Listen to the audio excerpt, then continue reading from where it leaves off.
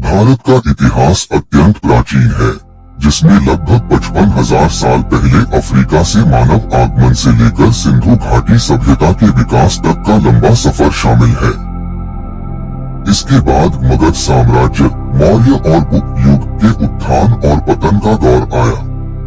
फिर मध्यकालीन काल 10वीं 18वीं शताब्दी में दिल्ली सल्तनत और मुगल शासन का शासन रहा।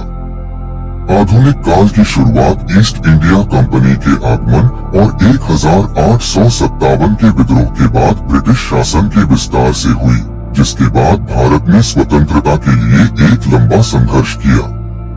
1947 में स्वतंत्रता के बाद भारत एक लोकतांत्रिक गणराज्य के रूप में उभरा।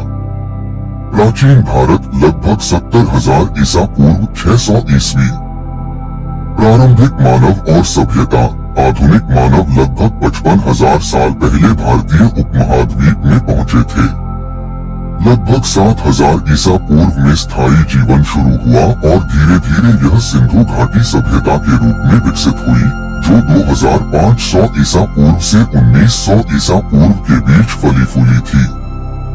वैदिक काल और महाजनपद। वैदिक काल के बाद 6वीं शताब्दी ईसा पूर्व तक गंगा के मैदानी इलाकों और उत्तर पश्चिम भारत में छोटे राज्यों से 16 महाजनपदों का गठन हुआ। दक्षिण भारत। तमिल संगम साहित्य के अनुसार 200 ईसा पूर्व से 200 ईस्वी के बीच दक्षिण प्रायद्वीप पर चोल और पांड्य राजवंशों का शासन था। मौर्य और गुप्त साम्राज्य। मगध साम्राज्य के तहत मौर्य और फिर गुप्त साम्राज्य का उदय हुआ, जो भारत के महान साम्राज्यों में से थे। मध्यकालीन भारत लगभग 600 ईस्वी 1857 ईस्वी। क्षेत्रीय राज्यों का काल 600 से 1200 ईस्वी के बीच का समय कई क्षेत्रीय राज्यों में सांस्कृतिक और साहित्यिक उत्थान का काल था।